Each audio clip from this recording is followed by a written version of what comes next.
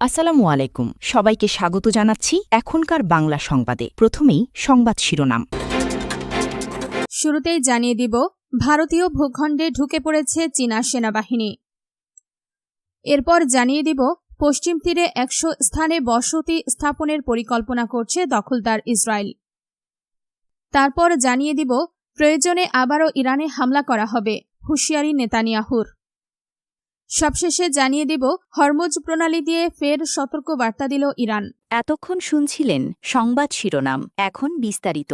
তার আগে আপনি যদি ইরানের পক্ষে থাকেন তাহলে ভিডিওটি লাইক করে চ্যানেলটি সাবস্ক্রাইব করে কমেন্টে লিখুন স্ট্যান্ড উইথ ইরান।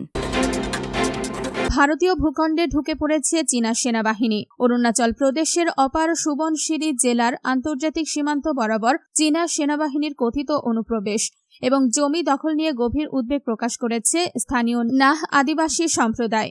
সম্প্রতি জেলা প্রশাসনের কাছে জমা দেওয়া এক স্মারকলিপিতে নাহ ওয়েলফেয়ার সোসাইটি দাবি করেছে, বিগত কয়েক বছর ধরে পিপলস লিবারেশন আর্মি PLA তাদের পূর্বপুরুষদের ঐতিহ্যবাহী চারণভূমি, শিকার অঞ্চল এবং কৃষি জমির একটি বড় অংশ নিজেদের নিয়ন্ত্রণে নিয়ে নিয়েছে। তাকসিং রেভিনিউ সার্কেলের অধীনে থাকা ওয়িং, পানিয়ার, মারপান, পোটরাং এবং তিনদিং তাং এর মতো 5টি সুনির্দিষ্ট এলাকায় এই চীনা তৎপরতার কথা জানানো হয়েছে, যার মধ্যে বেশ কয়েকটি স্থান স্থানীয়দের কাছে পবিত্র তীর্থস্থান হিসেবে পরিচিত।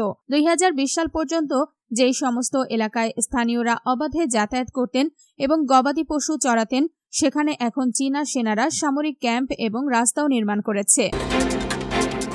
পশ্চিম তীরে ১০০ স্থানে বসতি স্থাপনের পরিকল্পনা করেছে দখলদার ইসরায়েল। ফিলিস্তিন কর্তৃপক্ষ নিয়ন্ত্রিত অধিকৃত পশ্চিম তীরের এই অঞ্চলের ১০০টি কৌশলগত স্থান দখলের পরিকল্পনা করেছে ইসরায়েলি বসতি স্থাপনকারী গোষ্ঠীগুলো। মঙ্গলবার ইসরায়েল হাইয়ম পত্রিকার প্রতিবেদনে বলা হয়েছে, সেটলার ফার্মস অ্যাসোসিয়েশন এবং হাভাদ ফার্মস ফোরামের তৈরি করা এই পরিকল্পনার লক্ষ্য হল অধিকৃত ভূখণ্ডের মানচিত্রকে মৌলিকভাবে বদলে দেওয়া। প্রতিবেদনে বলা হয়, এই প্রস্তাবে বাস্তবায়নের দিন হিসেবে আখ্যায়িত একটি দিনে পশ্চিম তীরের প্রায় ১০০টি কৌশলগত স্থানে বাহিনী মোতায়েন করার একটি রূপরেখা দেওয়া হয়েছে।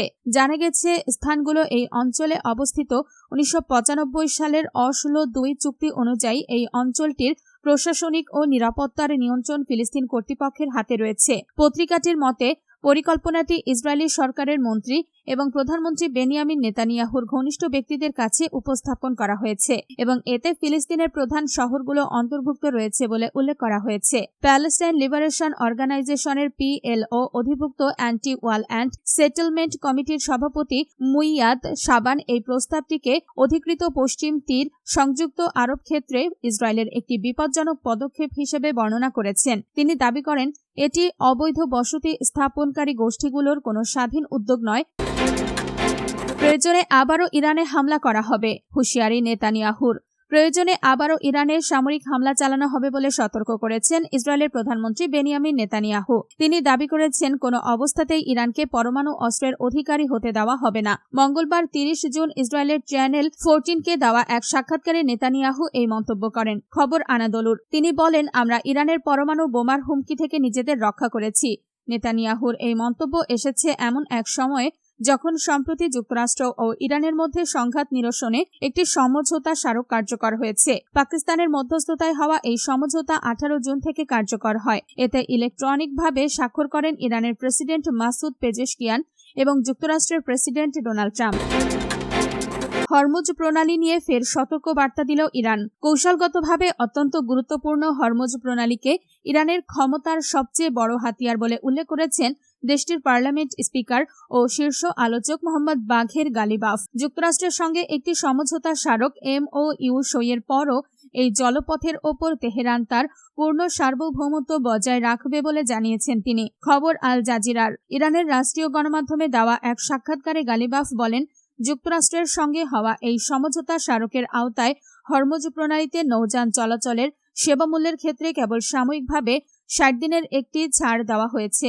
এর বাইরে জলপথটির ওপর ইরানের কর্তৃত্বে কোনো বদল আসবে না। ইরানের সংবাদ মাধ্যম প্রেস টিভির প্রতিবেদন অনুযায়ী গালিবাফ বলেন, এগুলো আমাদের আঞ্চলিক জলসীমা। ইরান হরমুজ প্রণালীকে সামরিকীকরণ করেছে এমন দাবি করে যুক্তরাষ্ট্রকে কোনো বিতর্ক বা কূটতর্ক সৃষ্টির সুযোগ আমরা দেব না।